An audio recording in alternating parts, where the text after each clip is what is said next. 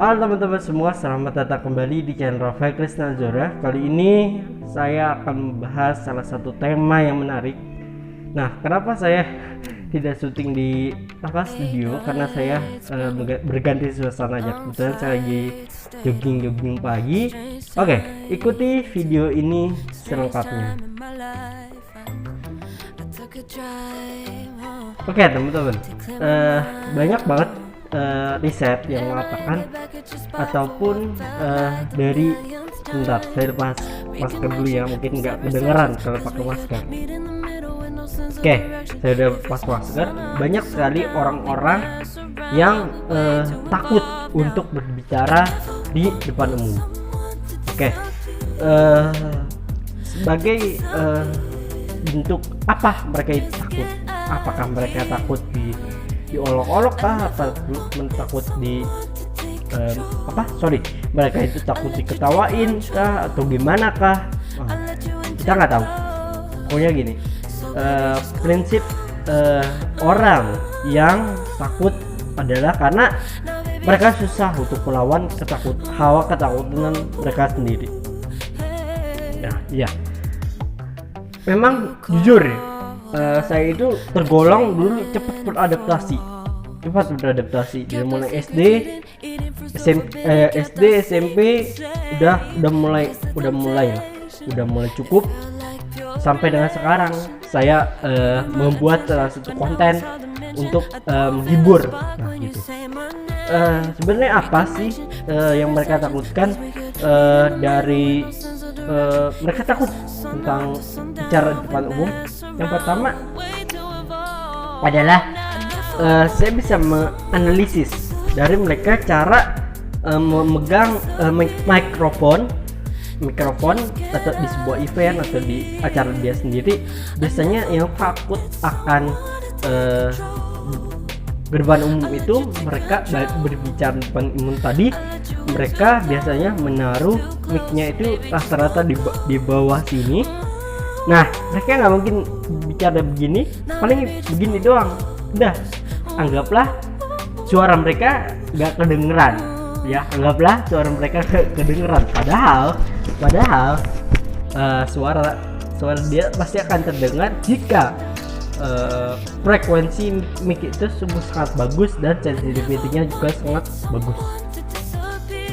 Oke, saya juga diajarkan, ini salah satu teknik juga dalam saya pembahasan bulan lalu tentang public speaking. Nah, ini juga termasuk, karena public speaking juga percuma teman-teman kalau cuma begini.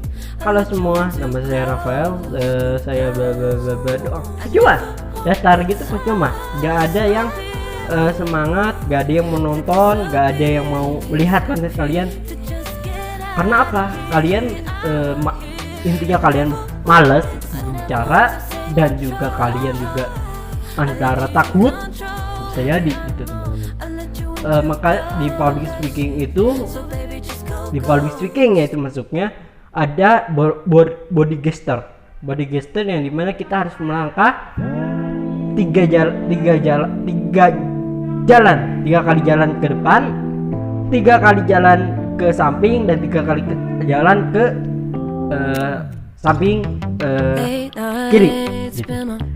Supaya penonton dianggap ya, saya penonton itu dianggap penonton itu ada. Nah, bagi yang penonton yang atau teman-teman yang takut bicara, biasanya mereka gak mau ngomong seperti ini, tidak akan mau. Pasti mereka akan ngomong seperti ini gitu ya. Apalagi menggunakan mic yang seperti ini juga dia kalau percuma. Kalau misalkan dia takut akan mic, pasti akan digeser gitu aja. Ataupun lebih parah lagi, ketika dia takut akan sebuah situasi, mohon maaf ya saya agak belibet, ngos-ngosan capek. Pada salah satu situasi mereka akan berbicara sesuatu, tapi ketika mereka tidak akan paham tentang public speaking ataupun body communication itu, mereka akan melempar mic-nya. Ini kamu aja, gak akan selesai teman-teman. gak akan selesai. Teman-teman akan malu sendiri ketika teman-teman ditonton oleh ribuan orang, bahkan orang tua kalian yang menonton aksi performance kalian sendiri gitu. Jadi teman-teman yang takut akan berbicara, cobalah untuk so much go on ya. Silakan coba untuk berlaku spektakuler. Anggaplah panggung itu yang ada ribuan orang itu kosong semua. Anggaplah ribuan panggung itu kosong, karena kita akan lebih rileks kalau kita mensuggest diri kita seperti itu. Akan lebih rileks, bahkan kita akan lebih keluar dari zona nyaman. Atau kata guru saya yang mengajarkan saya public speaking adalah outstanding, keluar dari zona nyaman. Kalau teman-teman begitu, teman-teman takut berbicara dengan hampir rata-rata semua orang di seluruh dunia.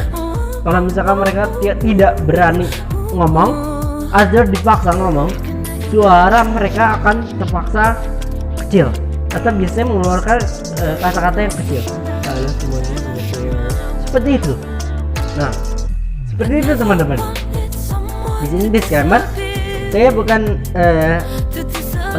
terlalu paham, tapi bukan terlalu fasih juga, karena saya di sini juga belajar gitu, sama-sama belajar dari coach saya yang di public speaking tersebut.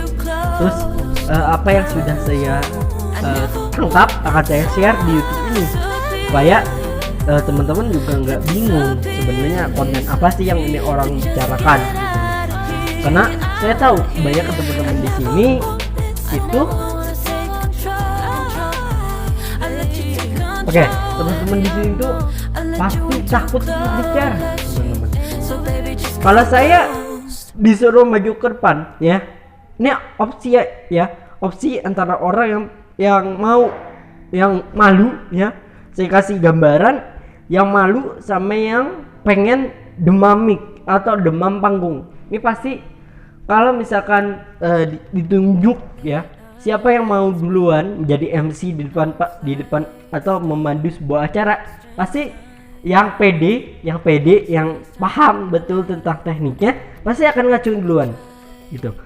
Kalaupun yang disuruh ya, misalkan Randy, kamu pasangan sama Rafael ya, pasti Randy ini kan si Randy ini adalah orang yang takut public speaking. Pasti mereka gemeter ya. Saya misalnya anggap sini, halo semuanya, nama saya Rafael, saya akan membantu acara ini bersama Randy. Halo semuanya, nama saya Randy. Pasti akan gitu, pasti akan begitu, karena mereka takut akan mic. Susah untuk melawan ketakutan dalam hawa dirinya. Jadi poin yang akan saya bahas di sini, atau poin terakhir, teman-teman harus percaya diri ya. Teman-teman harus percaya diri. Gak penting orang itu mau ngejat apapun gitu ya, gak penting orang mau ngejat apapun, atau mereka malu untuk mengungkapkan kalau bahwa kita itu hebat dibandingkan mereka, atau kita memiliki kelebihan tersendiri daripada mereka. Mereka pasti akan minder ya, kok gua nggak bisa sih kayak Rafael. Misalkan kayak Rafael bisa berbicara di depan umum, bisa mengendalikan suasana, pasti kan mereka akan bingung gitu teman-teman. Pasti mereka akan bingung sendiri gitu loh. Benar, itu nyatanya di sekolah saya dulu, di SD, di SMP, itu hampir 80% atau 80% lah istilahnya ya, itu takut untuk berbicara di muka umum. Setelah keluar les untuk mampu mengeluarkan aura malu, nah keluarlah sisi-sisi orang yang berani itu dibandingkan ini.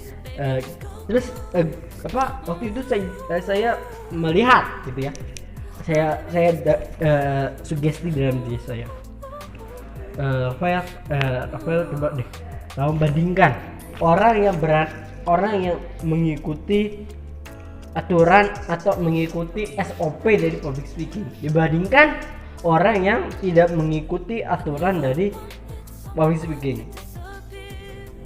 pasti akan begini. Halo semuanya, nama saya Rafael. Dah, ini kamu pasti akan ditujukan. Nah, itu salah satu contoh ya, dimana itu salah satu contoh untuk membuat sebenarnya dia takut, tapi melempar ketakutan itu kepada teman-temannya gitu. Ya di sini saya ingin mengambil poin positif teman-teman. Saya ingin mengambil poin positif sebelum saya closing di konten ini. Teman-teman, pertama teman-teman harus berani outstanding, keluar dari zona nyaman. Karena kalau teman-teman berada di zona nyamannya itu sendiri, teman-teman gak akan bisa mengendalikan suasana. Teman-teman pasti akan mau, bahkan minder untuk berbicara di depan umum. Itu poin pertama. Poin kedua, teman-teman anggaplah panggung itu adalah kamar mandi. Kalaupun ada teman-teman yang suka berbicara di kamar mandi atau berbicara di kamar, anggaplah panggung itu atau ballroom itu adalah kamar kalian yang cuma berisi hanyalah AC, kemudian kasur, kemudian TV. Anggaplah seperti itu, bahkan PC gitu ya.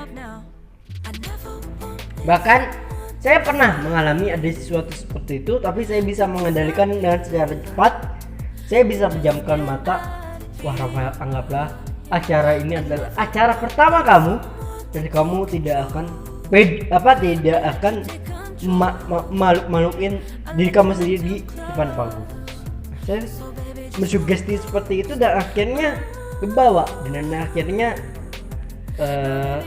saya bisa mengendalikan emosi saya, dan saya bisa berani sampai kapanpun untuk berbicara di depan umum. Nah, poin di sini yang kedua, kalau saat teman-teman presentasi di hadapan manajemen ataupun di hadapan kepala sekolah kalian, anggaplah kalian itu lagi presentasi di kelas. Anggaplah manajemen atau kepala sekolah kalian itu adalah teman kalian. Anggaplah teman kalian semua. Dan begini, saya sangat merekomendasikan kepada teman-teman untuk pertama untuk berani berbicara dan berani mengungkap fakta-fakta tentang ketakutan kalian. Begitu. Ntar saya ini lagi supaya durasinya bisa singkat. Poin ketiga dan poin terakhir, teman-teman harus berani percaya diri, dan kalau bisa sebelum ini lebih penting, hafalkan skrip yang guru kalian atau teman kalian kasih ataupun panitia kasih. Hafalkan, jangan sampai ada kata-kata nanti ketika di panggung, kata-kata yang keluar bukan pada saat di eventnya. Misalkan kalian mempromosikan, misalkan kalian lagi tampil gitu ya, tiba-tiba kalian keceplosan mempromosikan ekstrakurikuler kalian. Nah, jangan sampai kayak gitu. Nah, itu udah kebablasan kayak gitu. Poin terakhir, gunakan body gesture dan body communication. Ya, body gesture itu seperti gimana? Halo teman-teman semua, nama saya Rafael Kristazer. Harus jelas, ya, harus jelas. Kalau nggak jelas,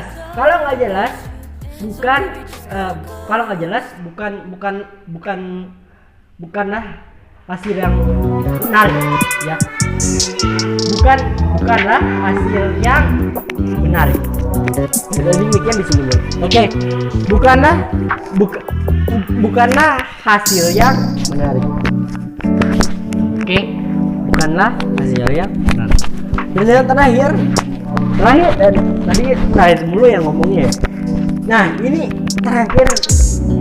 Sorry, ini mic-nya saya ulang ya. Oke, terakhir. Saya tahu Citizen. Oke, yang terakhir adalah kalian biasakan kalian memegang suatu benda dan diusahakan bagi teman-teman yang suka fobia memegang tiba-tiba gemetar gini ya, gini. Usahakan kalian megang salah satu benda, entah odol, entah sabun muka. Yang penting permukaan yang ada di sekitaran kamar mandi. Nah, kalian usahakan pegang gap yang keras sambil ngomong selamat datang di acara YouTube Rewind 2021. Jangan seperti itu. Kalau misalkan kalian menjadi MC yang semi resmi. Kalau misalkan kalian menjadi MC yang non formal gitu ya, non formal. Halo semuanya, apa kabar nih? Wah, di pagi hari yang cerah ini kita bisa diberikan pencahayaan yang cukup ya. Dan di sebelah sana juga ditampilkan booth-booth yang mensejukkan, yaitu ada booth ya botol sosro misalkan seperti itu. Kalian bisa sebutkan sponsor yang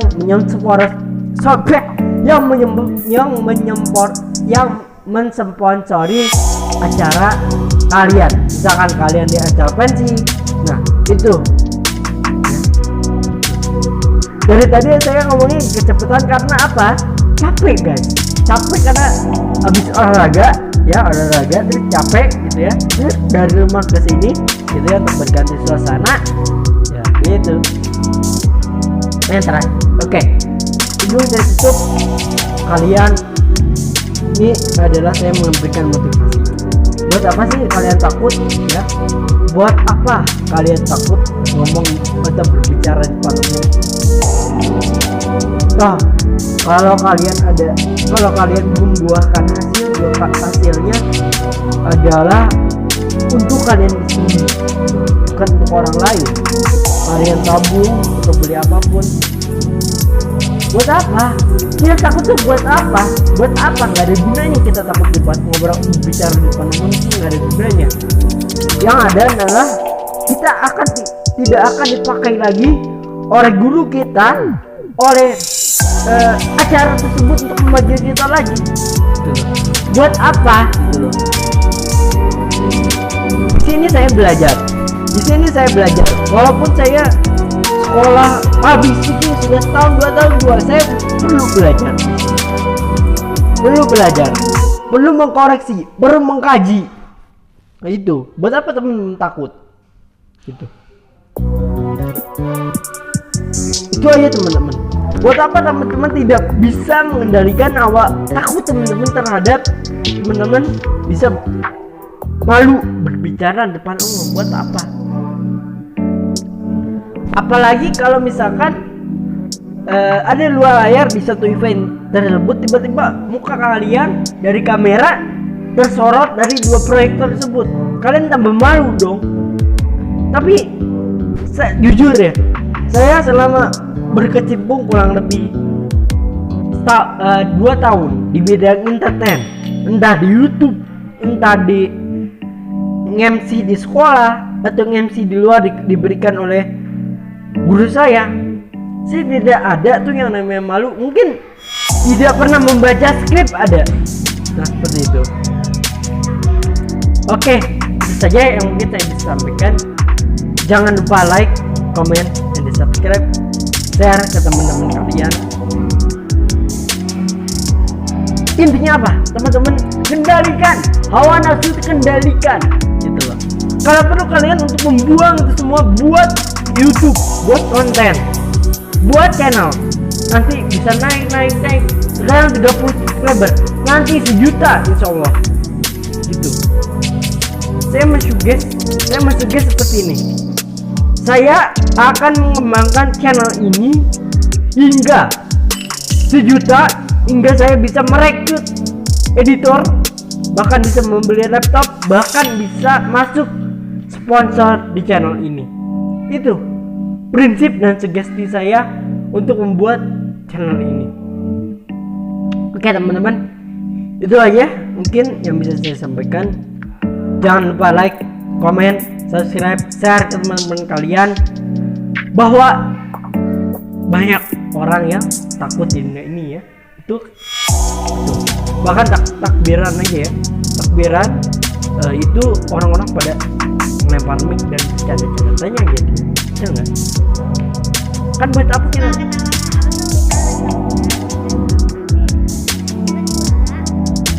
ketawa terus nyetel takbiran di HP kan? Nah itu pokoknya itu teman-teman. Nah itu pokoknya itu poin dari saya. Saya sangat bahagia ya saya bisa mengucap, dan ya saya cukup bersyukur ya. Ini itu sebagai kalimat penutup. Sudah like, comment, dan subscribe, share ke teman kalian. Ini ada kalimat penutup. Show must go on and outstanding. Terima kasih. Saya Rafael Krisna Zura. Sampai ketemu di video selanjutnya. See you on the next video.